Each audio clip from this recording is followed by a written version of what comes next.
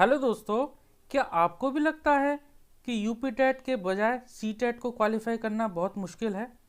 अगर आप पहली बार सी टेट एग्ज़ाम दे रहे हैं या फिर कई बार एग्ज़ाम दिया लेकिन साहब सी टेट क्वालिफाई नहीं होता। कई साथी लोग हमारे ऐसे भी हैं जिनसे यूपी टेट या अन्य स्टेट टेट तो निकल जाते हैं आराम से, लेकिन जहां सी टेट की बात आए वहीं मामला थोड़ा ढीला पड़ जाता है। अगर आप भी इन लोगों में से हैं तो दोस्तों यकीन मानिए ये वीडियो आपके लिए ही बनी है।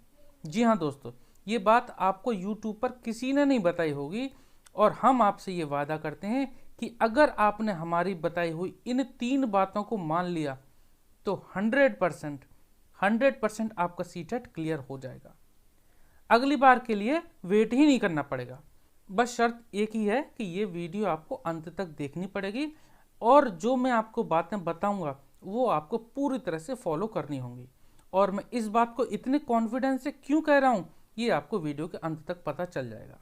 ठीक है दोस्तों, तो चलिए हम बात करते हैं कि किस तरह से क्वालिफाई किया जाए। तो देखिए, आपको पता तो होगा ही कि सी टेट का और यूपी टेट का सिलेबस क्या है। देखिए, जनरली सभी कोचिंग सेंटर वाले उनको भी पता रहता है, लेकिन वो क्या करते हैं, कोचिंग वालों की अगर मैं बात करूँ, देखिए मैं किसी की भावनाओं को ठेस नहीं पहुंचाना चाहता, लेकिन बहुत से ऑनलाइन या ऑफलाइन कोचिंग सेंटर वाले इस बात पर ध्यान नहीं देते या फिर हो सकता है जानबूझकर ये बच्चों को सही राह बताना नहीं चाहते कि भाई सी टेट का सिलेबस या पैटर्न क्या है।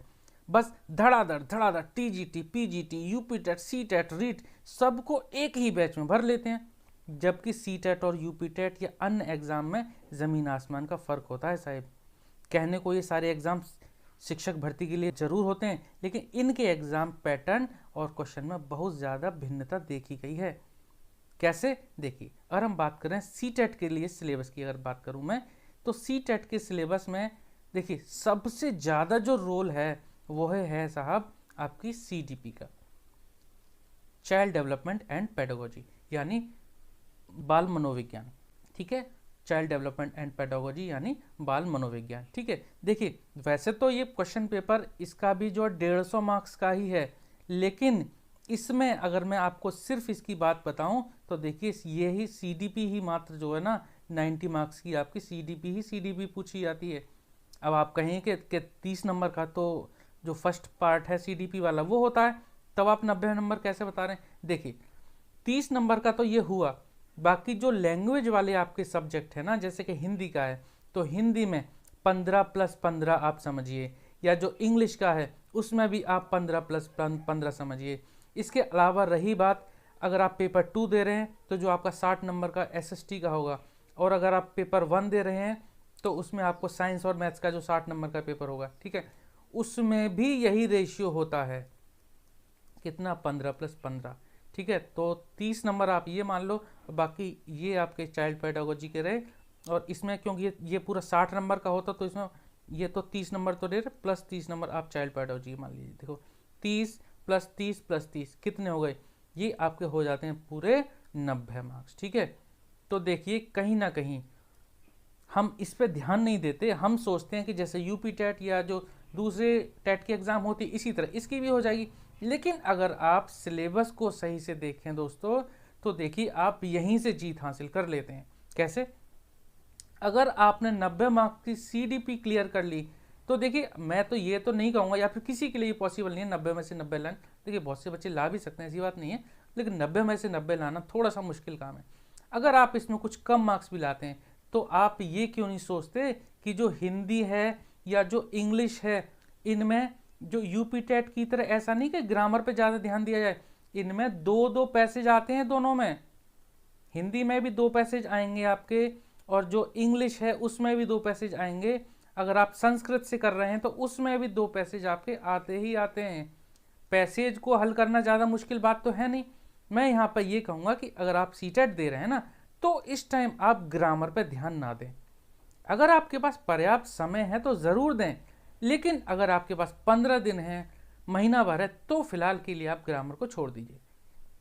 क्यों? क्योंकि ग्रामर का ज़्यादा इसमें मार्क्स नहीं पूछा जाता है, 1-2 मार्क्स के पैसेज में पूछ लेते हैं, इससे ज़्यादा नहीं पूछते। ठीक है, बाकी तो जो चाइल्ड पेडागोजी का पार्ट है आप वो कवर करिए। ठीक है, चाइल्ड पेडागोजी की मैं अगर बात करूं, अगर आप BTC BEd के अच्छे छात्र हैं, अच्छे का मतलब सभी अच्छे होते हैं वैसे तो, अच्छे का मतलब यहाँ पे रेगुलर छात्र रहे हैं, आपकी परसेंटेज अच्छी खासी रही है, क्योंकि बहुत बहुत से हमारे जो साथी लोग हैं वो गांव से या फिर ऐसी जगह से हैं जो लगातार रेगुलर नहीं जा सकते।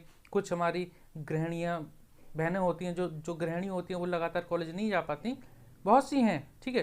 तो उनके लिए क्या है, उनके लिए आपको CDP पढ़ना पड़ेगा। जो लगातार कॉलेज गए उनके लिए तो कोई समस्या वाली बात नहीं है, ठीक है। अगर वो समस्या तब है जब उन्होंने ढंग से कॉलेज नहीं किया या फिर कहीं ना कहीं उनका कमजोर पक्ष रहा है CDP, ठीक है। तो उसके लिए क्या है, उसके लिए भी हमारे पास एक बहुत अच्छी स्ट्रेटजी है, वो हम डिस्कस करेंगे आगे, ठीक है। तो सिलेबस में आपको सबसे ज़्यादा क्या ध्यान देना है, तो सिलेबस में आपको सबसे ज़्यादा ध्यान देना है बाल मनोविज्ञान के बारे में, ठीक है। 90 मार्क्स का आपका ये रहेगा।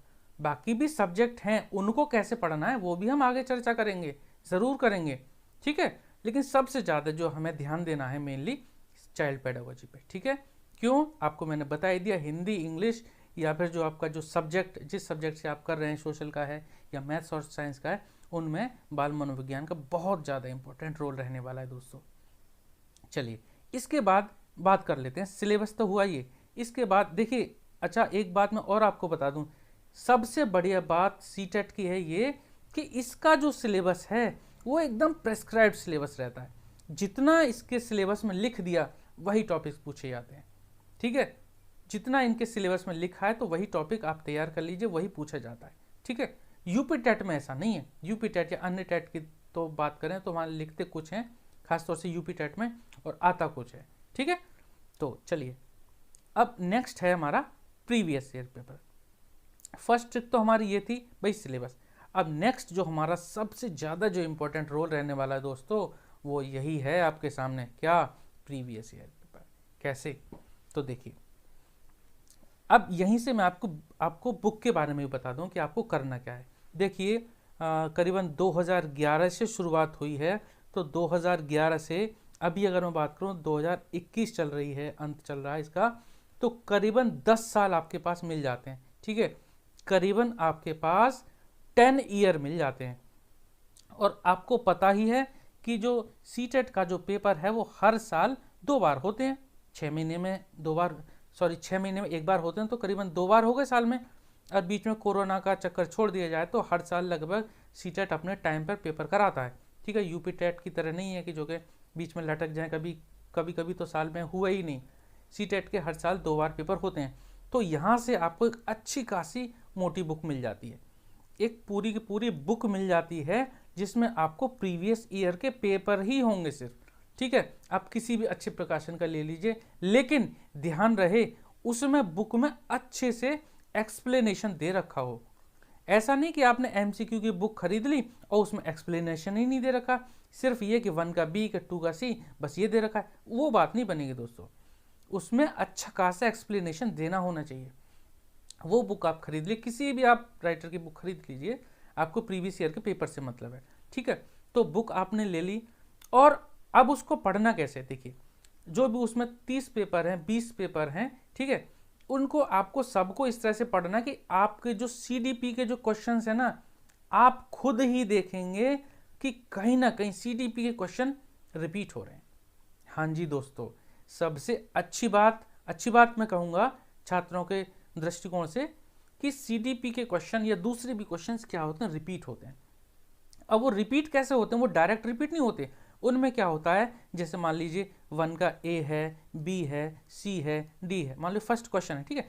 इनके ऑप्शन कभी इधर उधर हो सकते हैं, और ऑप्शन की जो भाषा थोड़ी सी चेंज हो सकती है, जो क्वेश्चन जो पूछा गया है वो हल्का सा घुमा देगा, लेकिन आंसर वही रहता है, ठीक है। तो क्वेश्चन का प्रारूप हल्का फुल्का चेंज हो सकता है, आंसर वही रहेगा। बस आपको इतनी समझदारी दिखानी कि आपको क्वेश्चन समझ में आना चाहिए कि हाँ यह तो क्वेश्चन मैंने पढ़ रखा है, ठीक है। तो मैं आपको दावे के साथ कह सकता हूं, अगर आपने 5 पेपर भी किए स्टार्टिंग के, या कोई भी आप 5 पेपर उठा के देखेंगे तो आपको खुद ही महसूस हो जाएगा कि यार पेपर में तो क्वेश्चन रिपीट हो रहे हैं यहाँ पे। जब आप पूरे के पूरे पेपर क्वेश्चन कर लेंगे, पूरे के पूरे क्वेश्चन पेपर कर लेंगे, तब आपको अपने आप ही कॉन्फिडेंस आने लगेगा कि जो आपके हिंदी में या इंग्लिश में जो, या फिर जो सोशल साइंस मैथ्स में जो चाइल्ड पेडागोजी क्वेश्चन हैं, वो तो क्वेश्चन रिपीट हो रहे हैं, ठीक है। और जो दूसरे जो 30 नंबर की जो चाइल्ड पेडागोजी आती है उसमें भी उसमें भी रिपीट होते हैं।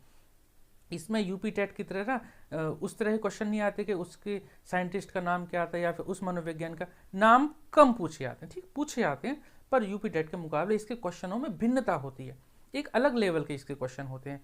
अब क्या करते हैं, हम उन्हीं पे ध्यान नहीं देते। जो जनरल कोचिंग में क्या कराते हैं, उनमें सब एक ही तरह के बच्चों को ले लेते हैं, एसएससी वाले, रेलवे वाले, दूसरे भी, कि जीके तो है वो तो सब में आएगी। लेकिन मानिए दोस्तों, सीटेट में जीके नहीं पूछी जाती है, उसमें जो जीके होगी वो आपकी एनसीईआरटी बेस्ड होगी, या फिर आपके प्रीवियस ईयर के जो पेपर्स हैं उनमें जो क्वेश्चन पूछे गए हैं उनको आप देखिए, उनमें से आप क्वेश्चन आप अलग ही लेवल पर पहुंच जाएंगे। आप बस ये मेरी बात मानिए, सबसे जो मैं इन तीनों पॉइंट में सबसे जो ऊपर रखूंगा वो मैं प्रीवियस ईयर पेपर्स को ही रखूंगा। अगर आपके पास 15-20 दिन है, महीना भर भी है, तो मैं आपसे कहूंगा कि प्रीवियस ईयर को बिल्कुल भी ना छोड़ें। अगर आपके पास 3 महीने हैं तो वेल एंड गुड है, बहुत अच्छी बात है, आप जो 100+ में भी स्कोर कर सकते हैं, मात्र 3 महीने में भी। जी हाँ, मैं चैलेंज करता हूँ, 3 महीने में आप 100+ स्कोर कर जाएंगे। लेकिन आपके पास सिर्फ 15 दिन है या 1 महीना है, तब आपके लिए सिर्फ और सिर्फ प्रीवियस ईयर पेपर ही करने चाहिए, तब भी आप क्वालिफाई कर जाएंगे। हाँ जी दोस्तों, आप मेरी बात मानो, अगर आप सिर्फ सेकंड पॉइंट यानी प्रीवियस ईयर पेपर के इन पे ही सिर्फ ध्यान देते हैं ना, तब भी आप क्वालिफाई कर जाएंगे।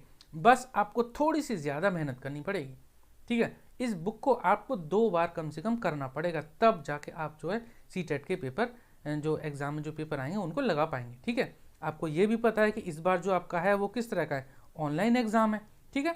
तो आपको ये बुक के क्वेश्चन करने के साथ साथ बाद में कम से कम 5 सेट, ठीक है, कम से कम आपको 5 सेट लगाने पड़ेंगे ताकि आपकी प्रैक्टिस हो जाए। अगर आप पहले से ही ऑनलाइन पेपर करने के प्रैक्टिस में हैं तब तो कोई दिक्कत वाली बात नहीं है, ठीक है। लेकिन मैं आपको सलाह दूंगा दोस्तों कि आप प्रीवियस ईयर पेपर करने के बाद कुछ 4-5 सेट जरूर कर लें कंप्यूटर पर बैठ कर, ताकि आपको एग्जाम में कोई दिक्कत ना आए, ठीक है। तो दूसरा जो मूल मंत्र था क्या था हमारा, प्रीवियस ईयर पेपर, ठीक है। ये आपको सबसे ज़्यादा हेल्प करेगा, ठीक है, ये आपको सबसे ज़्यादा हेल्प करने वाला है, ठीक है। ये कहीं आपको नहीं बताया होगा कि क्वेश्चन रिपीट होते हैं, लेकिन मेरा खुद का तजुर्बा है, मैंने अपने छात्रों के साथ यह प्रयोग किया है कि जो बच्चे कमज़ोर थे या जो बच्चे एवरेज थे, जो यूपी टेट क्वालिफाई नहीं कर पाए 2-2, 3-3 साल, उन्होंने सीटेट एक बार में ही क्वालिफाई कर दिया। हाँ जी दोस्तों, उन्होंने एक बार में ही सीटेट क्वालिफाई कर दिया, वो भी एक बार नहीं, 2 बार 3-3 बार ये सीटेट क्वालिफाई किया, लेकिन अभी तक यूपी टेट क्वालिफाई नहीं हुआ। उसका कारण पहले पॉइंट में यानी सिलेबस में, और दूसरा प्रीवियस ईयर के उन्होंने पेपर ढंग से किए, ठीक है दोस्तों। चलिए अब नेक्स्ट पॉइंट पे चलते हैं, जो हमारा आखिरी पॉइंट है वह है हमारा बुक्स। अब देखिए बुक्स क्या पढ़नी चाहिए। अब आप कहेंगे कि बुक्स तो मैंने आपको बता दिया कि जो प्रीवियस ईयर की पढ़नी है, लेकिन इसके अलावा अगर आपके पास 2 महीने से ज़्यादा हैं या 3 महीने हैं, या अगर आपके पास इतना टाइम है कि आप बुक्स भी पढ़ सकते हैं, तो मैं आपसे कहूँगा कि आप जो बुक पढ़िए वो कौन सी पढ़ लीजिए, वो आप पढ़ लीजिए एनसीईआरटी। एनसीईआरटी के अलावा कुछ भी नहीं आएगा, आप मेरी बात मानिए, एनसीईआरटी के अलावा कुछ भी नहीं आएगा। आप चाइल्ड पेडागोजी के लिए जो आपकी बीटीसी बीएड की या कोई भी बुक है जिसमें चैप्टर वाइज आपको जो टॉपिक उसमें दे रखे, ठीक है, एज पर टॉपिक ही पढ़ना है, एज पर टॉपिक आपको पढ़ना है। जो टॉपिक आपके सीटेट के सिलेबस में जो दे रखे हैं, आप उन टॉपिक के हिसाब से बुक से पढ़िए, जो आपकी एनसीईआरटी है उसमें से पढ़िए, ठीक है। अगर चाइल्ड पेडागोजी की बात करूं तो आप कोई सी भी चाइल्ड पेडागोजी की बुक आपके पास है तो आप उससे भी पढ़ सकते हैं, या फिर आपकी बीएड वाली बुक, बीटीसी वाली बुक, उसमें किसी में भी है तो आप चाइल्ड पेडागोजी वहाँ से पढ़ सकते हैं। और जो जैसे 60 मार्क्स का जो एसएसटी का जो पेपर आता है, 60 मार्क्स का जो एसएसटी का पेपर आता है पेपर 2 के लिए, ठीक है, पेपर 2 में आता है ना, ये पेपर 2 में आती है 60 नंबर की, तो इसमें से जो 30 नंबर की जो आपकी एसएसटी आएगी ना, वो मेरी बात मानना भाइयों और बहनों कि आप ये 30 मार्क्स सिर्फ एनसीईआरटी बुक्स पढ़ के ही अर्जित कर सकते हैं। और मैं ये भी कह रहा हूँ कि इसके बाहर कुछ नहीं आता। क्यों? देखिए, मैं इसको आपको पढ़ने का तरीका बताऊं। आप इसको लाइन बाय लाइन पढ़िए, लाइन बाय लाइन जब आप पढ़ेंगे एनसीईआरटी बुक तो आपको कुछ उसमें नए टर्म देखने को मिलेंगे, ठीक है। नए टर्म जब आप उसमें देखोगे ना, नए नाम देखोगे, नई डेफिनेशन देखोगे, आप उन पे ध्यान दीजिए। वो यूपी टेट में नहीं पूछी जाती, लेकिन सी टेट में ज़रूर पूछी जाती। जो टर्म जो पूछी जाती है ना, नई नई छोटी छोटी टर्म होती हैं, या फिर शिक्षण संबंधी उसमें कुछ क्वेश्चन होते हैं, यानी कि ये कंडीशन आपको दे दी जाए, उस अवस्था में आप क्या करेंगे, वो वाले क्वेश्चन पूछे जाते हैं। एनसीईआरटी में दे रखे होते हैं वो क्वेश्चन, ठीक है। तो वो शिक्षण संबंधी होते हैं। कुछ हमें कुछ समस्या दे दी जाती है कि एक ये है, फिर आप इस समस्या को किस तरह से आप सुलझाएंगे, ठीक है। तो आपको वो करने हैं, ठीक है। तो आपको एनसीईआरटी पढ़नी है। एनसीईआरटी तब जब आपके पास ज़्यादा टाइम है, तो बाकी जब आप वो करेंगे तो उसमें से भी आपको क्वेश्चन मिल जाएंगे। क्या करेंगे, जब आप वो पेपर करेंगे ना, प्रीवियस पेपर, उसमें भी मिल जाएंगे। बाकी अगर आपके पास टाइम है तो एनसीईआरटी को आप जरूर पढ़िए। इसके अलावा आप कोई सी बाहर की दूसरी किताब ना पढ़ें, ठीक है। मानता हूँ बुक कई हैं, क्योंकि अगर मैं एसएसटी के लिए बात करूँ तो इसमें आपको हिस्ट्री की अलग मिल जाएगी, और सिविक्स की अलग मिल जाएगी, और ज्योग्राफी की अलग मिल जाएगी। ये तीनों एसएसटी के लिए। ऐसी अगर मैं बात करूँ मैथ्स के लिए, तो मैथ्स के लिए भी आपको जो है 6, 7, 8 की मैथ्स पढ़नी पड़ेगी। साइंस के लिए भी आपको जो 6, 7, 8 की साइंस पढ़नी पड़ेगी। अगर आप पेपर 1 के लिए जा रहे हैं, तो उसमें आपको ईवीएस पढ़नी पड़ेगी 5th तक की, और जो मैथ्स पढ़नी पड़ेगी। इसके साथ साथ आपको अगर सेफ गेम खेलना है तो आप 6 to 8 वाली भी पढ़ लीजिए। खास तौर से ईवीएस की बात करूंगा या मैथ्स की, इनका लेवल थोड़ा सा कभी कभी ऊपर नीचे हो जाता है, ठीक है। लेकिन एनसीईआरटी पढ़िए, इसके अलावा मत पढ़िए, ठीक है। सिर्फ एनसीईआरटी पे फोकस कीजिए। और टाइम अगर आपके पास है, तो टाइम कम है तब आप प्रीवियस ईयर के पेपर सबसे ज़्यादा इंपॉर्टेंट रोल प्ले करेंगे आपके सिलेक्शन के लिए, ठीक है। तो मैं उम्मीद करता हूँ आपको मेरे द्वारा दी गई जानकारी अच्छी लगी होगी, और अगर आपकी मैं तनिक भी हेल्प कर पाया हूँ तो प्लीज़ दोस्तों चैनल को सब्सक्राइब जरूर करना और लाइक ज़रूर करना, और जो भी आपके साथी लोग हैं, जो भी आपके शिक्षक दोस्त लोग हैं, उनको ज़रूर ये वीडियो शेयर करना, ताकि उनको भी थोड़ी हेल्प हो सके कि किस तरह से सी टेट को कम मेहनत में, कम टाइम में क्वालिफाई की जा सके, ठीक है। यूपी टेट के मुकाबले ये बहुत ही आसान है दोस्तों, बात मानना मेरी, ये बहुत ही आसान है। क्यों? क्योंकि इसकी मैंने आपको तरकीब बता दी। ये मेरा आजमाया हुआ तरीका अपने छात्रों के साथ मैंने प्रयोग किया हुआ है, ठीक है दोस्तों। तो चैनल को सब्सक्राइब करके शेयर कर देना और लाइक भी जरूर कर देना। और आने वाले टाइम में हम शिक्षण संबंधी जो दूसरे हमारे विषय हैं, हिंदी का विषय है या एसएसटी का है, ईवीएस का है, उन पर ज़रूर हम वीडियो बनाएंगे, लगातार हम क्लास ज़रूर लेंगे, ठीक है। तो आप हमसे ज़रूर जुड़े रहिएगा। ओके, धन्यवाद।